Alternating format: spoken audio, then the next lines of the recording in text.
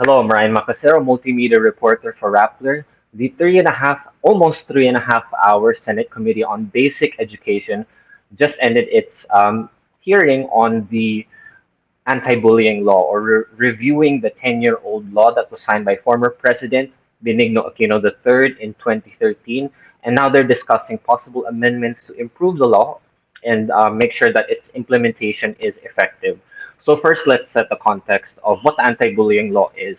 So this is Republic Act 10627, which defines bullying as any severe or repeated use of written, verbal, physical, and electronic expression by a student or school employee in creating a hostile environment at school for the student, infringing on the rights of a student at school, materially or substantially disrupting the education process or orderly operation of a school.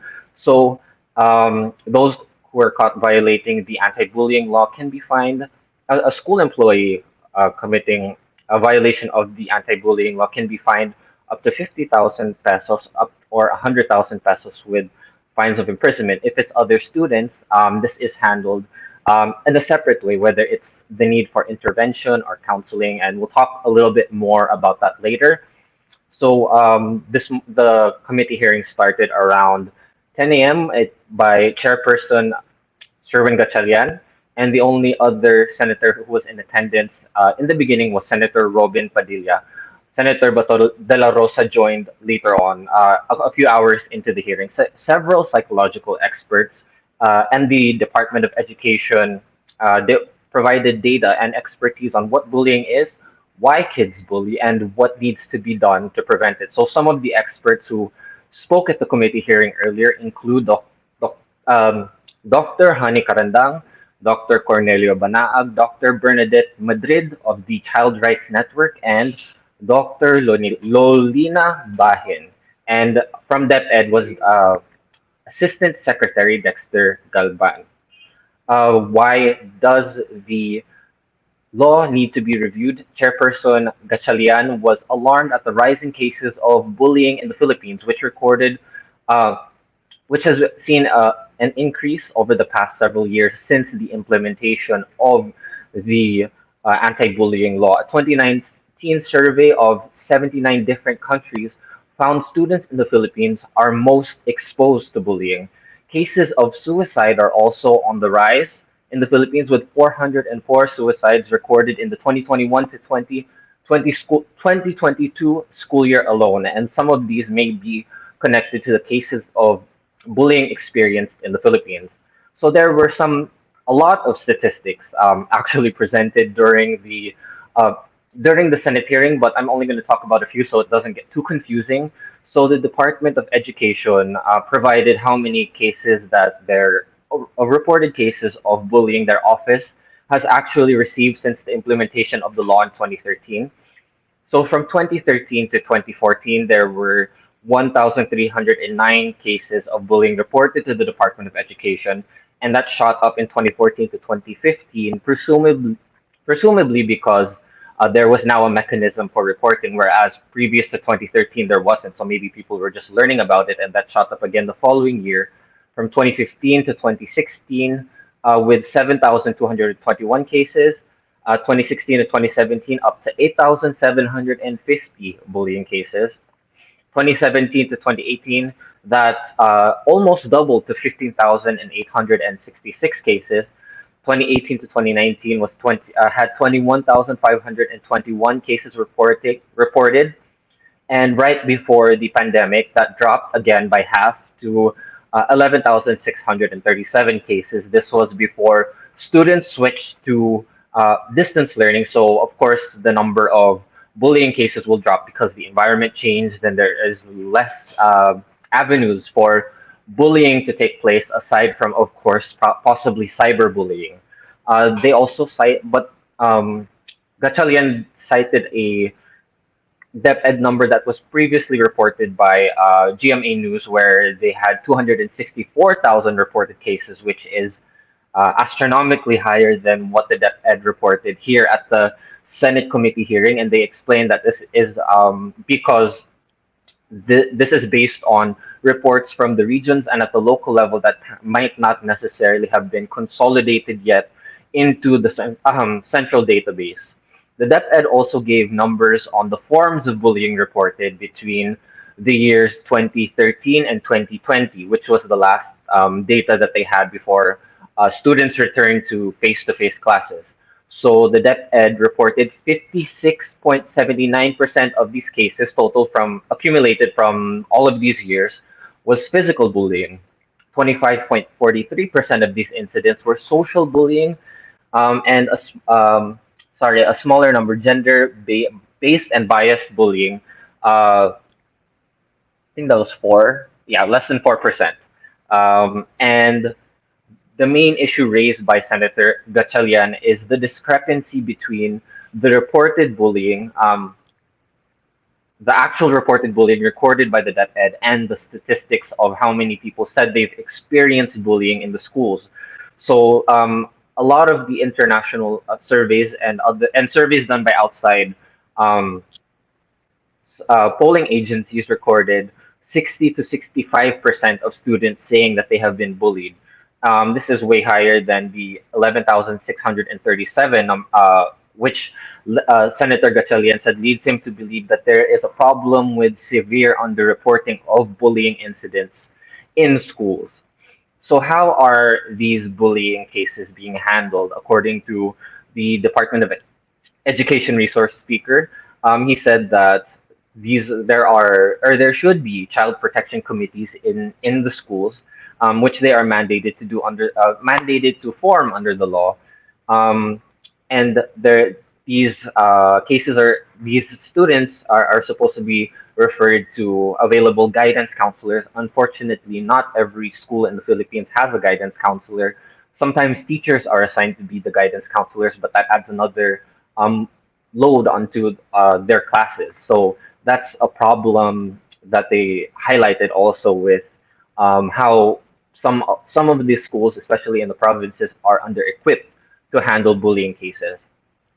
Senator Robin Padilla made a valid point about the process because a lot of times it will be public where the committee will call the parties to the schools, they will call their parents, they have to appear in person, which can be discouraging for those who are experiencing bullying to report bullying cases to the committees, and especially in private schools, which the law applies to private schools as well, where the bullies might be children of powerful business people or politicians or generals. You know, they said that what if the bullies are mga anak ng general ng military. So going back to the numbers, Gatchalian said he is not satisfied with the answers because of these various surveys, which are which the if you compare it to the population of students, which for the year 2022, 2023 is at about 28 million already, that would mean that only 0.04% the uh, of bullying cases are there only 0.04% of students are bullied when other surveys consistently show that number is more than half of students in the Philippines have experienced bullying. So what are is DepEd doing to address these gaps in addressing bullying in schools? Most recently, they on November 24th, the DepEd said they set up a telesafe line for people to be able to report cases of bullying without having to appear in person through phone calls, through social media, through chat bots, and email, so that it would be less intimidating. There would be less um, chances for the bullies to identify who reported them as a bully. But whereas how the mechanics of making sure that there is due process in that way of investigating bullying was not elaborated on so much. Um, so one aside from addressing cases of bullying that already happened, the chairperson Gatchalian asked, What is the DepEd doing or to prevent bullying from happening in the first place? What are the prevention measures?" the Department of Education said one mechanism that they are doing to prevent, they are conducting to prevent bullying is child's rights awareness for learners. So educating students what are their rights and how to recognize bullying and integrating that into the curriculum. They said that a lot of students might not know what the definition of bullying actually is, and then therefore don't report it to the schools, and this prolongs the continuation of bullying. And one important reason why there must be more effort to reduce the instances of bullying, according to the survey cited, that bullying directly impacts learning capabilities of students, where there are more instances of bullying, learning retention of information and test scores go down. And you can see that in the surveys that they presented in the Senate hearing that they had earlier. So what did the experts have to say about this? So Dr. Hani Karandang had some interesting thing insights or inputs during the Senate hearing, saying that parenting is crucial in terms of instilling values in the students, and a lot of the bullying behaviors are actually learned at home. So when it's important to look at bullying through the lens of a power dynamic. So when these students are bullied at home by their parents, family members, possibly cousins, they are at the receiving end of verbal violence or even physical violence.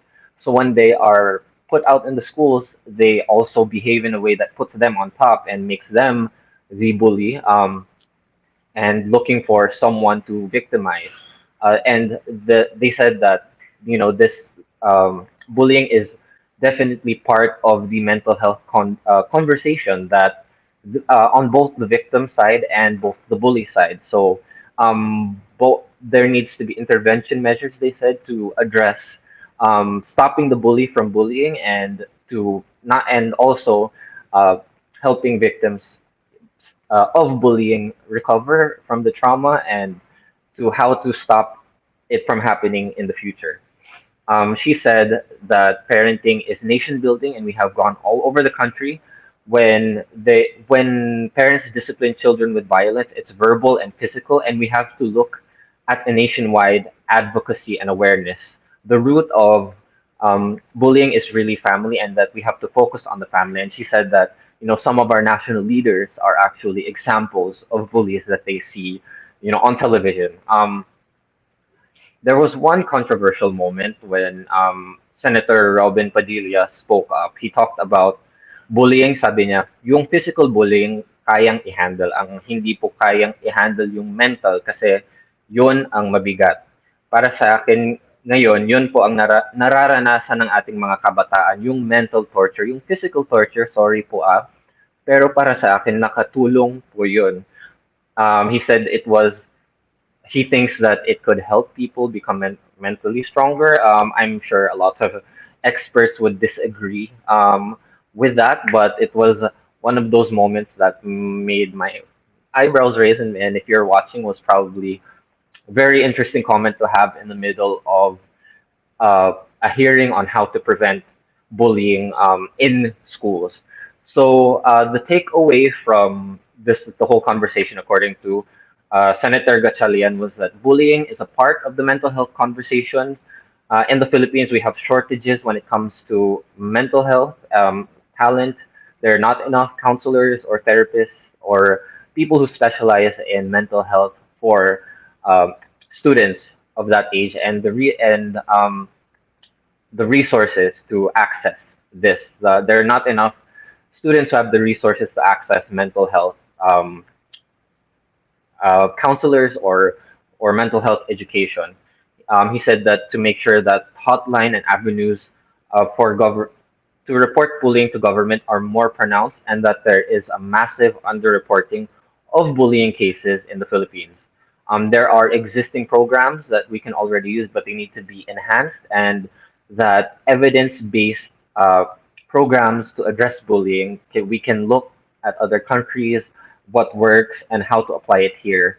Um, and that was how he ended the the Senate hearing on the anti-bullying law. So there were a lot of data that still needs to be um, presented in order to form more substantial possible amendments to the law and information on how um, the government needs to implement this 10-year-old law better because uh, the data shows that bullying cases are on the rise and students learning outcomes are affected by this bullying. So if you want to watch the entire Senate hearing, you can look on Rappler.com's YouTube page, on Facebook. You can see highlights on my Twitter at Ryan Macasero, and follow our coverage of the anti-bullying law on Rappler. Again, I'm Ryan Macasero. You've been watching Rappler Recap.